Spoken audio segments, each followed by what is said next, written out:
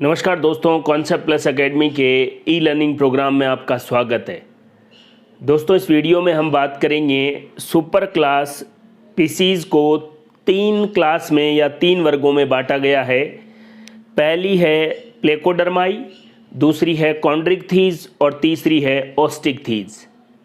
आइए दोस्तों, super class species जिसमें वास्तविक मछलियाँ आती है, इसको एंडोस्केलेटन और स्केल्स के आधार पर 3 क्लास में बांटा गया है। प्लेकोडर्माई, कॉन्ड्रिक्थीज, ओस्टिकथीज जिसको बॉनी फिश भी कहते हैं, अस्तील मछलियां भी कहते हैं। सुपर क्लास स्पीसीज को ही 3 क्लास में 3 वर्ग में बांटा गया है। प्लेकोडर्माई, कॉन्ड्रिक्थीज, ओस्टिकथीज। कॉन्ड्रिक्थीज में आती है उपास्तील मछलियां। कॉन्ड्रिक्थीज में उपास्तील मछलियाँ और ओस्टिकथीज में अस्तील मछलियाँ। देखिए, सबसे पहले हम बात करते हैं क्लास फर्स्ट की, जिसका नाम है प्लेकोडर्माई। एक एक लाइन को ध्यान से समझिए। इस क्लास में शामिल की जाने वाली मछलियाँ विलुप्त हो चुकी है। क्लास प्लेकोडर्माई में जो भी फिशेज आती है वो एक्सटिंक्ट या विलुप्त हो चुकी है। ये मछलियाँ डिवोडियन या डिवोनियन से पर्मियन युग तक जिंदा थी। याद रखें, मछलियों का स्वर्णकाल, गोल्डन पीरियड ऑफ फिशेज किसको कहा जाता है? डिवोडियन या डिवोनियन युग को।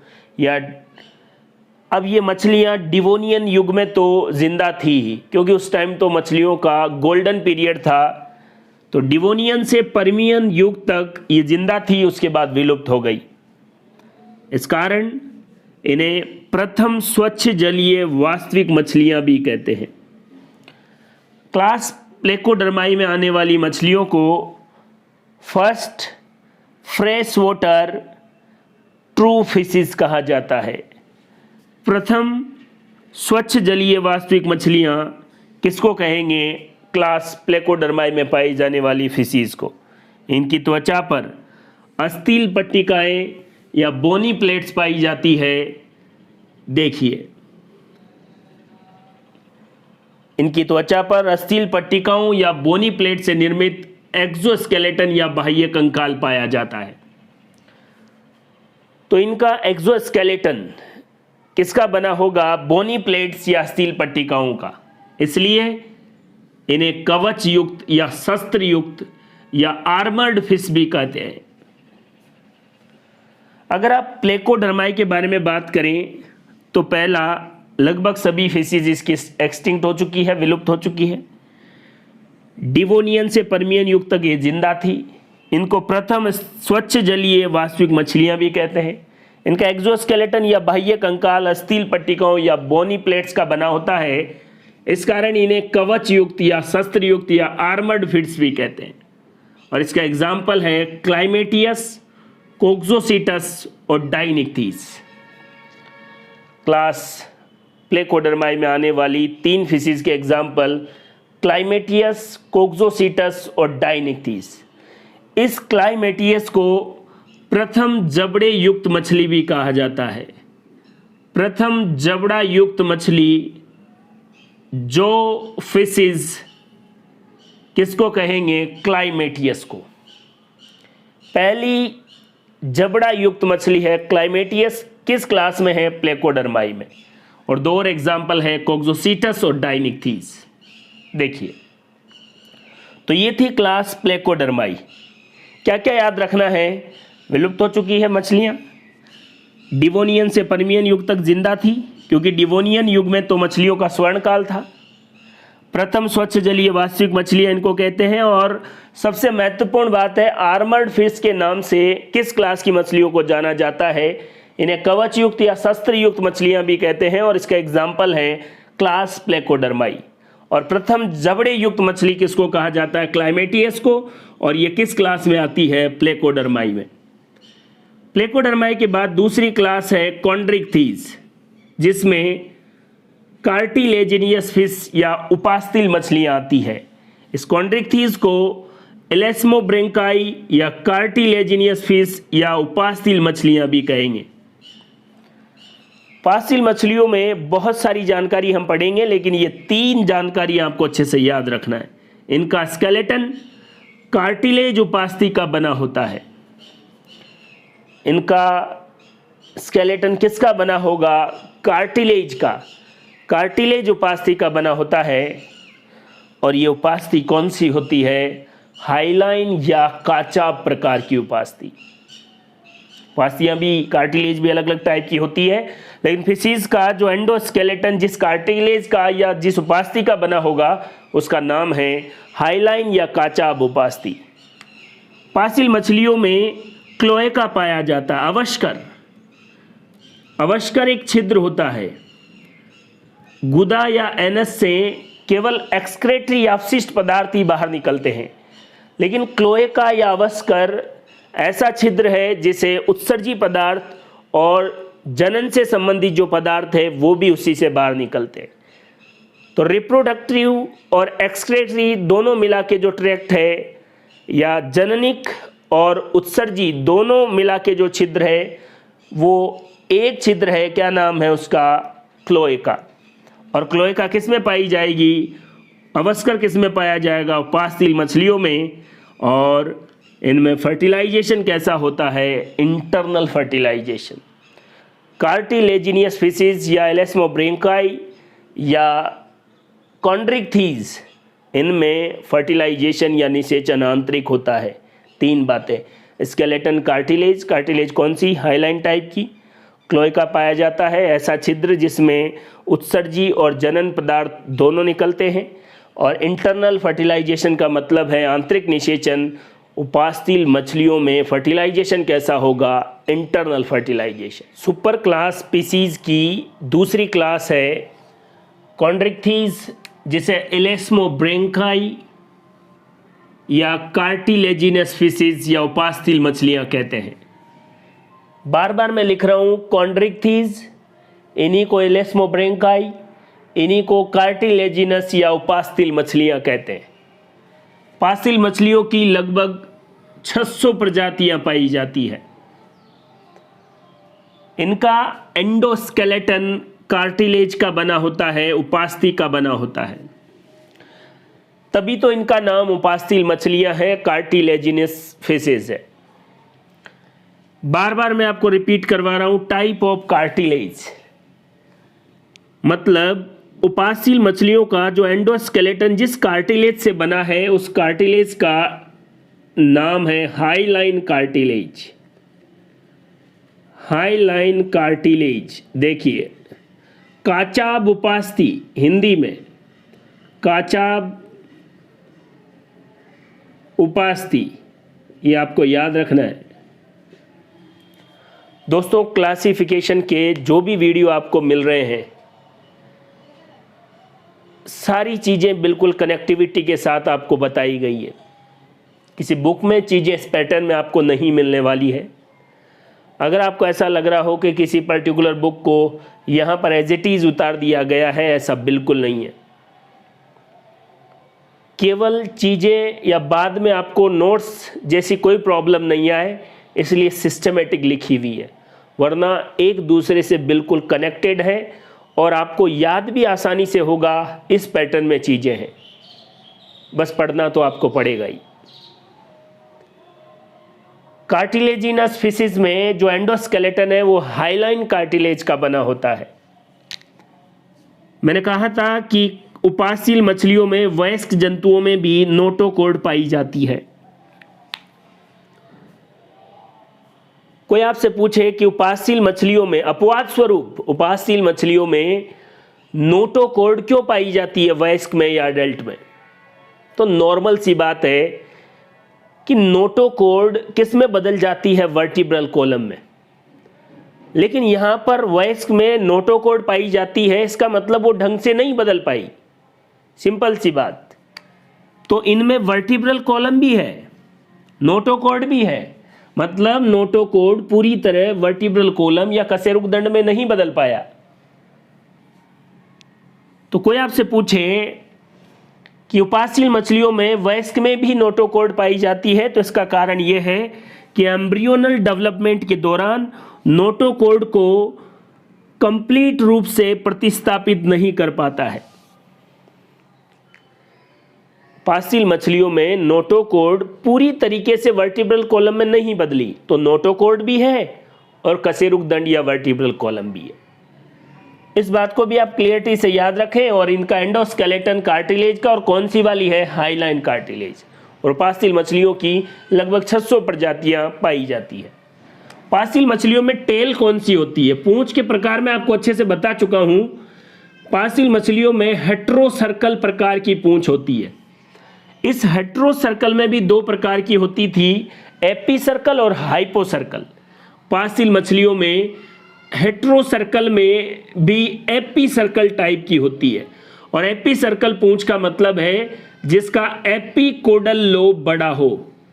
ये ऊपर वाला जो कोडल फिन है उसका वो 2 लोब में बटा हुआ हो और ऊपर वाली लोब बड़ी हो, तो इसको कहेंगे एपीसर्कल टेल। और ये किसका, दोनों समान नहीं है, इसलिए हेट्रोसर्कल टेल। उपास्थील मछलियों में किस प्रकार की पूंछ पाई जाती है, हेट्रोसर्कल। हेट्रोसर्कल में भी कौन सी वाली, एपीसर्कल। एपीसर्कल का क्या मतलब है, जो एपीकोडल लोब है वो बड़ा होता है। अब बात करते हैं उपास्थील मछलियों में पाचन की। उपास्थील मछलियों में डाइजेशन से रिलेटेड अगर जब भी शुरुआत आप करें तो एक चीज दिमाग में रखें कि इनमें एनस नहीं क्लोएका पाया जाता है। बिना कुछ सोचे समझे उपास्थील मछलियों में डाइजेशन, बाकी चीजें भी पढ़ेंगे लेकिन ये बात याद रख लें कि अच्छा सर उपास्थील मछलियों में डाइजेशन की बात कर रहे हैं तो इनमें एनस नहीं क्लोएका होगा। और क्लोएका क्या होता है, ऐसा छिद्र है जिसमें एक्सक्रेटरी उत्सर्जी और रिप्रोडक्टिव या जो जनन द्रव्य है दोनों एक साथ बाहर खुलेंगे। दोनों का कंबाइंड पाथ है क्लोएका। और ये क्लोएका किसमें होगा, उपास्थील मछलियों में। तो आइए उपास्थील मछलियों में डाइजेशन के बारे में बात करते हैं। इनका माउथ वेंट्रल या अधर सतह पर होता है। ये भी जोरदार बात है। आपको 2 मछलियां दे दी गई और फिर आपसे बोला जाए कि इनमें से कौन सी कार्टिलेजिनस है और कौन सी बोनी फिश है, तो आप सोचेंगे नहीं सर दोनों काट के देख लेंगे। बिना काटे भी आप माउथ के अकॉर्डिंग भी पता लगा सकते हैं। अगर किसी फिश का माउथ वेंट्रल या थोड़ा सा अधर सतह पर हो तो वो कौन सी फिश है, उपास्थील मछली। इनके जबड़ों में जो सस्पेंशन है, निलंबन है, वो हाइलोस्टाइलिक, ये आपको याद ही रखना है, हाइलोस्टाइलिक। उपास्थील मछलियों के जबड़ों में निलंबन या सस्पेंशन किस प्रकार का है, हाइलोस्टाइलिक। एक और इंपॉर्टेंट क्वेश्चन है उपास्थील मछलियों से, इनकी आंत में, इनके इंटेस्टाइन में एक स्पाइरल वाल्व पाया जाता है, ऐसे स्पाइरल वाल्व, इसे स्क्रोल वाल्व भी कहते हैं। और यह स्क्रोल वाल्व उपास्थील मछलियों में मैकेनिकल डाइजेशन या यांत्रिक पाचन करता है। बहुत सारे ऐसे एग्जाम हैं जिसमें सीधा पूछा गया है स्क्रोल वाल्व किससे संबंधित है। उपास्थील मछलियों की आंत में एक स्पाइरल वाल्व पाया जाता है जो मैकेनिकल डाइजेशन करता है, स्क्रोल वाल्व कहलाता है। उपास्थील मछलियों के जबड़ों में सस्पेंशन कैसा होता है, हाइलोस्टाइलिक। माउथ इनका वेंट्रल या अधर सतह पर होता है। ये बहुत ही जबरदस्त बात है, उपास्थील मछलियों में माउथ वेंट्रल या अधर सतह पर। डाइजेस्टिव सिस्टम पढ़ रहे हैं तो मैंने आपको बोला है, अगर कार्टिलेजिनस फिशेस, एलेस्मोब्रेंकाई या कॉन्ड्रिक्थीज इस क्लास का डाइजेशन पढ़ रहे हैं तो याद रखें इनमें एनस नहीं क्लोएका पाया जाएगा। तो कार्टिलेजिनियस फिशेस में एनस की जगह क्लोएका या अवस्कर होगा। देखिए उपास्थील मछलियों में एनस एब्सेंट होता है और इसकी जगह क्लोएका या अवस्कर होगा। इनका जो लीवर है, यकृत है, वो बाइलोब्ड होता है। यकृत 2 पालियों में बटा होता है, इनका लीवर कैसा होगा, बाइलोब्ड। महत्वपूर्ण बात यह है कि इनके दांत प्लेकोइड स्केल के मॉडिफिकेशन से बनते हैं। मैंने आपको स्केल्स के टाइप बताए, उसमें से जो प्लेकोइड स्केल है वो मॉडिफाइड होके उपासील मछलियों के दांत बनाता है। इनका एक्सोस्केलेटन भी कौन से स्केल से बना होता है? प्लेकोइड स्केल से। आपसे कोई पूछे कि उपासील मछलियों में कौन से प्रकार के स्केल्स या सल्क पाए जाते हैं? प्लेकोइड प्रकार के। और ये प्लेकोइड प्रकार के स्केल्स ही मॉडिफाइड होकर इनके दांत बनाने का भी काम करते हैं। डाइजेशन के बाद हम बात करते हैं एक्सक्रेशन या उत्सर्जन की। उपासील मछलियों में किस प्रकार की किडनी होगी? Mesonephric kidney. एक्सक्रेटरी प्रोडक्ट क्या होगा उपासील मछलियों का? यूरिया। ये सारी बातें अभी आपको ऐसा लग रहा होगा कि सिंगल लाइन है, आपको रटनी पड़ेगी। नहीं, चीज़ों को कनेक्ट करके पढ़िए। देखिए, याद कीजिए, मैंने आपको बताया था कि मछलियों में एक विशिष्ट प्रकार का अडेप्टेशन या अनुकूलन पाया जाता है, फिजियोलॉजिकल यूरेमिया। इसका क्या मतलब है कि समुद्र में रहने वाली कुछ मछलियाँ जिनके अंदर सोल्ट जो होता है, लवण की मात्रा कम होती है समुद्र जल की तुलना में, इसलिए उनके शरीर से एक्सोऑस्मोसिस द्वारा पानी बाहर निकलता रहता है। अगर ये पानी बाहर निकलता रहा तो मछलियाँ मर जाएंगी। ऐसा सिर्फ समुद्री जलीय मछलियों में ही होता है। तो इन्होंने उस एनवायरनमेंट में जिंदा रहने के लिए एक अडेप्टेशन, एक अनुकूलन किया। अपने शरीर में लवण की मात्रा को बढ़ाने के लिए इन्होंने अपने एक्सक्रेटरी प्रोडक्ट, उत्सर्जी पदार्थों को ब्लड में संग्रहित करना शुरू कर दिया, जिसमें उपासील मछलियों ने अपने ब्लड में यूरिया संग्रहित करना शुरू कर दिया और अस्तील या बोनी फिशेस ने अपने ब्लड में TMAO, tri methyl amine oxide संग्रहित करना शुरू कर दिया। अभी मैं आपको कह रहा हूं कि ब्लड में उन्होंने एक्सक्रेटरी प्रोडक्ट, उत्सर्जी पदार्थ संग्रहित करना शुरू कर दिया। अब उपासील मछलियों ने क्या संग्रहित किया? यूरिया। इसका मतलब उनका उत्सर्जी पदार्थ भी क्या था? यूरिया। उपासील मछलियों में एक्सक्रेटरी प्रोडक्ट क्या होता है? यूरिया। याद कीजिए, इसीलिए समुद्री उपासील मछलियां फिजियोलॉजिकल यूरेमिया के दौरान ब्लड में किसका संग्रहण करेगी? यूरिया का। यह भी बहुत बार क्वेश्चन पूछा जा चुका है कि उपासील मछलियां फिजियोलॉजिकल यूरेमिया या कार्यकी अनुकूलन के समय अपने ब्लड में किस पदार्थ का संग्रहण करती है? यूरिया का। और अस्तील मछलियां TMAO का। उत्सर्जन के बाद हम बात करते हैं रेस्पिरेशन या श्वसन की। उपासील मछलियों में केवल बाह्य नासा छिद्र होते हैं, बाह्य नासा छिद्र प्रेजेंट होते हैं, आंतरिक नासा छिद्र एब्सेंट होंगे। इनमें ग्रसनीय गिल दरारें 5 से 7 जोड़ी होगी और ये जो गिल दरारें या क्लोम छिद्र है ये सीधे बाहर खुलते हैं। याद कीजिए, ग्रसनीय गिल दरारों के ऊपर एक आवरण, एक ढक्कन पाया जाता था जिसे ओपरकुलम कहते हैं, लेकिन उपासील मछलियों में ओपरकुलम नहीं होता, ये नॉन ओपरकुलेटेड होती है। देखिए, इसीलिए इनकी ग्रसनीय गिल दरारों के क्लोम छिद्र सीधे बाहर खुलते हैं क्योंकि इनमें ओपरकुलम नहीं पाया जाता। लेकिन एक उपासील मछली ऐसी है जो ओपरकुलेटेड है, जिसमें ओपरकुलम पाया जाएगा और उसका नाम है काइमेरा। काइमेरा अपवाद स्वरूप ऐसी उपासील मछली है जिसमें ग्रसनीय गिल दरारों के ऊपर एक ढक्कन, एक आवरण, ओपरकुलम पाया जाता है। तो आपसे कोई पूछे कि ओपरकुलेटेड कॉन्ड्रिकथीस फिश कौन सी है, ओपरकुलम पाया जाए ऐसी उपासील मछली कौन सी है? काइमेरा। उपासील मछलियों में एयर ब्लेडर भी नहीं होता, ये भी हम बात कर चुके हैं। एयर ब्लेडर बॉडी को बैलेंस करने का काम करता है। अब इनमें एयर ब्लेडर नहीं है तो अगर ये तैरना बंद कर दें तो पैंदे में जाएगी, इसलिए इनको लगातार तैरना पड़ता है। लेकिन यही बात बोनी फिश में एयर ब्लेडर होता है, तो अगर वो थोड़ी देर तैरे भी नहीं तो भी एयर ब्लेडर उनके शरीर का संतुलन बनाए रखता है और वो पैंदे में नहीं जाती। लंग फिशेस या क्लास डिपेनोई में तो ये एयर ब्लेडर रेस्पिरेशन या श्वसन में भी मदद करता है। तो यहाँ पर आपको ध्यान में रखना है कि उपासशील मछलियों में एयर ब्लैडर या वायु कोष नहीं होता है, इसलिए इनको लगातार तैरना पड़ता है। अगर ये लगातार नहीं तैरे तो पेंदे में चली जाएंगी। रेस्पिरेटरी सिस्टम के बाद हम बात करते हैं उपासशील मछलियों में नर्वस सिस्टम या तंत्रिका तंत्र की।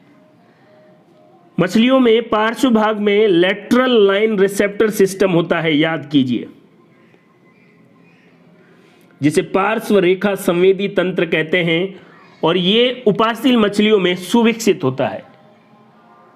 Lateral line receptor system well developed होगा कार्टिलेजिनस फिशेज में। इनमें बात करें क्रेनियल नर्व या कपालीय तंत्रिकाओं की तो 10 जोड़ी पाई जाती है। कार्टिलेजिनस फिशेज में, उपासशील मछलियों में क्रेनियल नर्व कपालीय तंत्रिकाएं कितनी जोड़ी? 10 जोड़ी। लेटरल लाइन रिसेप्टर सिस्टम, पार्श्व रेखा संवेदी तंत्र सुविकसित। एयर ब्लैडर नहीं होता इसलिए इनको लगातार तैरना पड़ता है। ओपरकुलम नहीं होता इसलिए इन्हें नॉन ओपरकुलेटेड कहते हैं, लेकिन एक उपासशील मछली काइमेरा ऐसी है जिसमें ओपरकुलम पाया जाता है।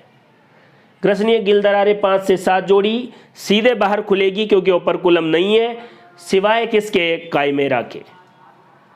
ब्लड में किसका संग्रहण करती है फिजियोलॉजिकल यूरेमिया के दौरान? यूरिया का, क्योंकि इनका एक्सक्रेटरी प्रोडक्ट यूरिया है। और किडनी कैसी है? मीजोनेफ्रिक। स्केल्स की बात करें तो इनमें प्लेकोइड स्केल्स है और यही मॉडिफाइड होकर दांत बनाते हैं। लीवर इनका बाइलोब्ड या 2 पाली वाला होता है। और एक बार फिर कह रहा हूं, उपासशील मछलियों में एनस नहीं, क्लोएका या अवस्कर पाया जाता है। चीज़ों को सही से पढ़ो, बार बार रिवाइज करो। कॉन्सेप्ट प्लस एकेडमी के वेब पर आपको जो कंटेंट मिल रहा है इसके बारे में मैं खुद आपको क्या बताऊं, बार बार आप चीज़ों को पढ़ेंगे तो आपको पता लगेगा। और आपने पहले कहीं और पढ़ रखा है और फिर आपने इस कंटेंट को पढ़ा तो किसी के कहने की ज़रूरत नहीं है। इसलिए बिल्कुल पूरी ईमानदारी से कंटेंट पर ट्रस्ट करो और अपने पढ़ने के टाइम को बढ़ाओ। पढ़ाई के अलावा आपके दिमाग में कुछ नहीं आना चाहिए। फिर देखना रिजल्ट और सफलता सब आपके साथ होगी। शॉर्टकट कुछ नहीं है दोस्तों। जितनी ज़्यादा बार आप चीज़ों को देखोगे उतनी ज़्यादा बार जितना बड़ा कंटेंट होगा वो आपको छोटा छोटा लगता चलेगा। इसलिए बिना किसी टेंशन के साथ अपने रीडिंग टाइम को ज़्यादा बढ़ाओ और अपनी तैयारी को सही से जारी रखो। दोस्तों, हम उपासशील मछलियों में नर्वस सिस्टम या तंत्रिका तंत्र के बारे में बात कर रहे थे। उपासशील मछलियों में सिर के पृष्ठभाग पर, डोर्सल पार्ट पर एक विशिष्ट संरचना पाई जाती है। इसे एम्फुला ऑफ लॉरेंजिनी कहा जाता है। एम्फुला ऑफ लॉरेंजिनी किसमें पाया जाता है? उपासशील मछलियों में। कहाँ पाया जाता है? सिर के डोर्सल पार्ट पर। और ये संरचना तापग्राही है, थर्मो रिसेप्टर का काम करती है। एम्फुला ऑफ लॉरेंजिनी, याद रखना आपको ये बात बहुत ही महत्वपूर्ण है। सीधे क्वेश्चन पूछे जाते हैं और ये किससे संबंधित है? उपासशील मछलियों से। और क्या है? थर्मो रिसेप्टर या तापग्राही। अब बात करते हैं रिप्रोडक्शन या जनन के बारे में। नर मछलियों में एक जोड़ी क्लैस्पर पाए जाते हैं। नर मछलियों में एक जोड़ी क्लैस्पर, याद कीजिए, ये पेल्विक फिन्स के भीतरी किनारों पर पाए जाते हैं। मछलियों में 2 जोड़ी फिन्स होते हैं, पेक्टोरियल और पेल्विक। पेल्विक फिन्स के भीतरी किनारों पर कॉपुलेशन या मैथुन के लिए नर मछलियों में एक जोड़ी क्लैस्पर होंगे और ये कॉपुलेशन या मैथुन में सहायता करेंगे। अधिकांश मछलियां आप जानते हैं ओविपेरस या अंडज होती है, लेकिन अपवाद है शार्क मछली जो जरायुज है, विविपेरस है। अल्प विकसित बच्चों को जन्म देती है और इसमें जो प्लेसेंटा होता है उसका टाइप है योक सेक प्लेसेंटा। शार्क मछली में जो प्लेसेंटा है उसका टाइप है योक सेक प्लेसेंटा। और उपासशील मछलियों में फर्टिलाइजेशन कैसा होता है? इंटरनल। ये तो बड़ी महत्वपूर्ण बात है। उपासशील मछलियों में आंतरिक निषेचन पाया जाता है। दोस्तों, उपासशील मछलियों के बारे में हमने सारी जानकारी प्राप्त की। एग्जाम में किन टॉपिक से क्वेश्चन पूछे जाते हैं उनको मैंने क्विक रिव्यू के रूप में यहां लिखा है। आपको लगता होगा कि शॉर्ट नोट्स क्या होते हैं, किसी भी टॉपिक को शॉर्ट में कैसे लिखा जा सकता है, तब ही लिखा जा सकता है जब आपने उसको अच्छे से समझा हो। ये पूरा उपासील मछलियों को केवल आप इसमें भी समझ सकते हैं अगर आप चीजें अच्छे से जानते हैं। देखिए, उपासील मछलियों का एक्सोस्केलेटन बाह्य कंकाल प्लेकोइड स्केल का या प्लेकोइड सल्कों का बना होता है और एंडोस्केलेटन या अंतःकंकाल कार्टिलेज या उपास्थि का बना होता है। और कौन सी उपास्थि का? हाइलाइन उपास्थि का। उपास्थील मछलियों में यांत्रिक पाचन के लिए इनके इंटेस्टाइन में स्क्रोल वाल पाया जाता है। एक स्पाइरल वाल होता है जो यांत्रिक पाचन करता है। ये मैं बार बार कह रहा हूं कि उपास्थील मछलियों में एनस नहीं पाई जाती, उसकी जगह क्लोएका या अवस्कर पाया जाता है। उपास्थील मछलियों में एक्सक्रेटरी प्रोडक्ट या उत्सर्जी पदार्थ क्या होता है? यूरिया। उपास्थील मछलियों में एयर ब्लेडर एब्सेंट होता है, इसीलिए अगर ये तैरना बंद कर दें तो पैंदे में चली जाती है। ये एयर ब्लेडर शरीर को बैलेंस करने का काम करता है, जबकि लंग फिशिज या डिपेनोई में ये रेस्पिरेशन का भी काम करता है। उपासील मछलियों में ग्रसनीय गिल दरारें 5 से 7 जोड़ी होती है और इनके क्लोम छिद्र सीधा बाहर खुलते हैं, क्योंकि इनको ऊपर जो ढक्कन है ओपरकुलम वो नहीं पाया जाता। कहने का मतलब उपासील मछलियां नॉन ओपरकुलेटेड होती है। ग्रसनीय गिल दरारों के ऊपर जो कवर है, आवरण है ओपरकुलम, वो नहीं पाया जाता। केवल एक अपवाद है काइमेरा मछली। इस काइमेरा में ओपरकुलम पाया जाता है, ओपरकुलम प्रेजेंट होता है। तो काइमेरा एकमात्र ओपरकुलेटेड कार्टिलेजिनस फिशिज है। क्रेनियल नर्व की बात करें तो 10 जोड़ी क्रेनियल नर्व पाई जाती है। ये मैंने आपको अभी लिखवाया कि सिर के पृष्ठ भाग पर एम्फुला ऑफ लॉरेंजिनी पाया जाता है, जो तापग्राही या थर्मो रिसेप्टर संरचना है। उपासील मछलियों में फर्टिलाइजेशन कैसा होता है? इंटरनल होता है और ये सामान्यतः अंडज होती है, लेकिन अपवाद स्वरूप शार्क मछली है वो जरायुज होती है। और इस शार्क मछली में कौन सा प्लेसेंटा होता है? योक सेक प्लेसेंटा। उपासील मछलियों के कैरेक्टरिस्टिक्स के बाद हम बात करते हैं इनके एग्जाम्पल की। उपासील मछलियों के नाम जरूर याद रखने। स्कोलोडियन, स्कोलिडियन, जिसे इंडियन शार्क या डॉग फिश के नाम से जाना जाता है, क्योंकि कुत्ते के समान गंध के प्रति अधिक संवेदनशील होती है। इंडियन शार्क, डॉग फिश, स्कोलिडियन गंध के प्रति संवेदी है, इसलिए डॉग फिश। और ये विविपेरस है, जरायुज है। मैंने आपको बताया है कि शार्क अल्प विकसित शिशु को जन्म देती है। इनका प्लेसेंटा योक सेक टाइप का होता है। और भी शार्क है स्टिगोस्टीमा, जिसको टाइगर शार्क के नाम से जाना जाता है। टाइगर शार्क के नाम से किसको जाना जाता है? स्टिगोस्टीमा। स्पिरना या जाइगेना, इसको हैमर हेडेड शार्क कहा जाता है। इनका सिर हथौड़े जैसा होता है। ये भी इंपॉर्टेंट क्वेश्चन है। हैमर हेडेड शार्क, जाइगेना या स्पिरिना। वेल शार्क, राइनोडोन या राइनियोडन, सबसे बड़ी वास्तविक मछली है। ये 13 से 14 मीटर लंबी होती है, जिसे वेल शार्क के नाम से जाना जाता है। आपके दिमाग में आ रहा होगा कि सर ब्लू व्हेल भी तो है, वो है सबसे बड़ी। तो भाई साहब, ब्लू व्हेल मछली नहीं है, मैमल्स में आती है, स्तनधारियों में आती है। सबसे बड़ी वास्तविक मछली 13 से 14 मीटर लंबी राइनोडोन या वेल शार्क है। शार्क अपने अंडे एक संरचना में देती है, मरमेड फर्श में। दूसरा, शार्क और पायलट फिश के मध्य कॉमन सेलिज्म पाया जाता है। शार्क और पायलट फिश के मध्य कॉमन सेलिज्म पाया जाता है। कॉमनसेलिज्म का मतलब है एक को फायदा, दूसरे को ना फायदा ना नुकसान। शार्क और पायलट फिश के मध्य कॉमनसेलिज्म पाया जाता है।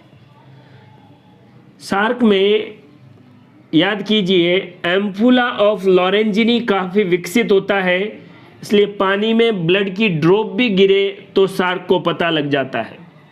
बहुत ज़्यादा विकसित होता है एम्फुला ऑफ लॉरेंजिनी। एक और याद रखना है, शार्क और रिमोरा एक चूसक मीन है, इनमें भी सहभोजिता का संबंध पाया जाता है। गिटार फिश के नाम से किसको जाना जाता है? राइनोबेट्स। कॉमन रे के नाम से राजा, स्टिंग रे के नाम से ट्राइगोन, व्हाइट शार्क के नाम से कारकेनोडोन। देखो, राइनोबेट्स, गिटार फिश, राजा, कॉमन रे, ट्राइगोन, स्टिंग रे, कारकेनोडोन, व्हाइट शार्क। एक और मछली है टॉर्पीडो। याद कीजिए टॉर्पीडो के बारे में। टॉर्पीडो को इलेक्ट्रिक रे भी कहा जाता है। इस मछली में मसल्स मॉडिफिकेशन से, पेशियों के रूपांतरण से एक विद्युत अंग, इलेक्ट्रिक अंग बनता है। एक जोड़ी होते हैं ये, जो 100 वोल्ट का झटका भी दे सकता है, शिकार को बेहोश करने के काम में आता है। टॉर्पीडो फिश को शिकार करना हो तो ये उसको इस इलेक्ट्रिक ऑर्गन से 100 वोल्ट का झटका दे देती है और वो बेहोश हो जाता है। ये इलेक्ट्रिक ऑर्गन या विद्युत अंग बना किनसे है? मसल्स मॉडिफिकेशन से। इलेक्ट्रिक रे नाम इसीलिए पड़ा है कि इसमें इलेक्ट्रिक ऑर्गन पाया जाता है। इलेक्ट्रिक रे के नाम से किसको जाना जाता है? टॉर्पीडो। और याद रखना, ये सभी एग्जाम्पल उपास्थील मछलियों के हैं। देखिए, torpedo, electric ray, white shark, carcharodon, stingray, trigon, common ray, raja, guitar fish, rhinobates, shark और रिमोरा जिसको चूसक वीन भी कहते हैं, इन दोनों में सहभोजिता पाई जाती है। और शार्क में एम्फुला ऑफ लॉरेंजिनी काफ़ी विकसित होता है। पानी में एक ड्रॉप भी ब्लड की गिर जाए किसी जीव की तो शार्क को पता लग जाएगा।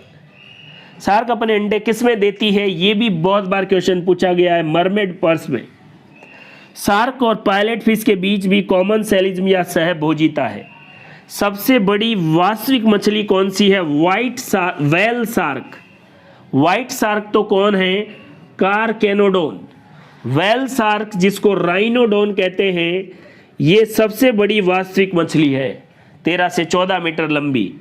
स्पिरिना या zygaena, hammer headed shark, tiger shark, stegostoma और इंडियन शार्क या डॉग फिश स्कोलिडियन, ये सारे किसके एग्जाम्पल है? कार्टिलेजिनस फिश के। टॉर्पीडो याद रखना है, गिटार फिश, राइनोबेट्स याद रखना है, हैमर हेडेड शार्क, स्पिरिना या जाइगेना याद रखना है, टाइगर शार्क, स्टिगोस्टीमा याद रखना है, और स्कोलिडियन। ये सब उपास्थील मछलियों के एग्जाम्पल है। उपास्थील मछलियों के एग्जाम्पल बार बार आप पढ़ेंगे तो चीज़ें धीरे धीरे आसान आपको लगने लगेगी। टॉर्पीडो जरूर याद रखना है कि इसका जो इलेक्ट्रिक ऑर्गन है वो मसल्स के मॉडिफिकेशन, पेशियों के रूपांतरण से बना है। टॉर्पीडो, इलेक्ट्रिक रे, ये जो इलेक्ट्रिक ऑर्गन है ये पेशियों के रूपांतरण से बना है। याद कीजिए, मैंने आपको बताया था कि पीसीज में स्केल्स पाए जाते हैं, लेकिन उसका अपवाद में एक मछली आती थी टॉर्पीडो। टॉर्पीडो के एक्सोस्केलेटन में स्केल्स या सल्क नहीं पाए जाते।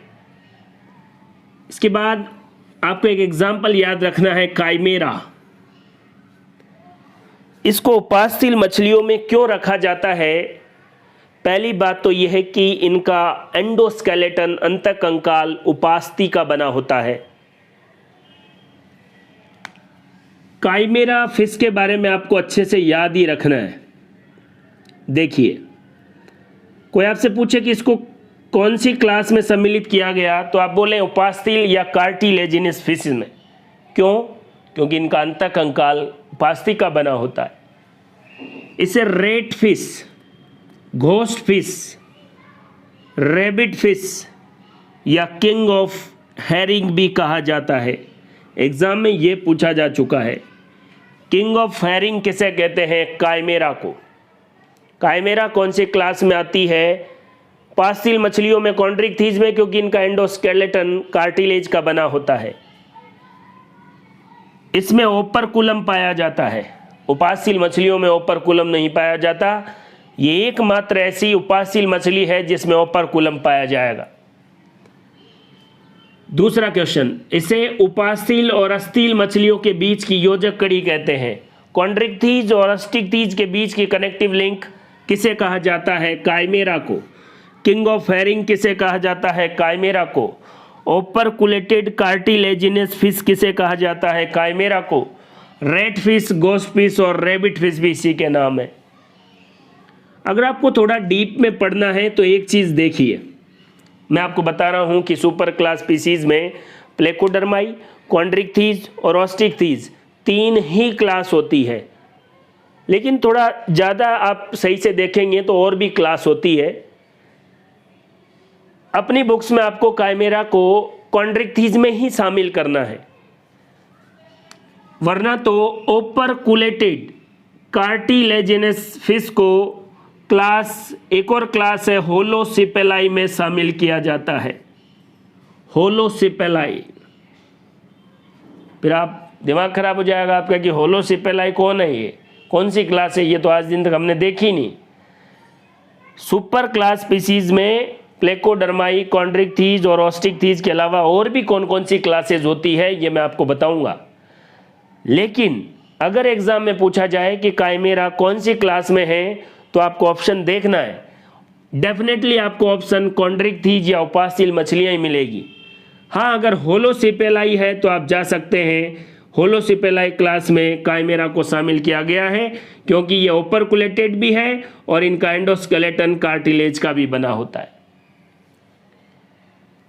ये क्वेश्चन, उपास्तिल और अस्तिल मछलियों के बीच की, कॉन्ड्रिक्थीज और ऑस्टिक्थीज के बीच की कनेक्टिव लिंक कौन है? काइमेरा। काइमेरा ओपरकुलेटेड कार्टिलेजिनस फिश है और इसे किंग ऑफ हैरिंग के नाम से जाना जाता है। पूरे बोर्ड पर काइमेरा ही है, बहुत ही महत्वपूर्ण है।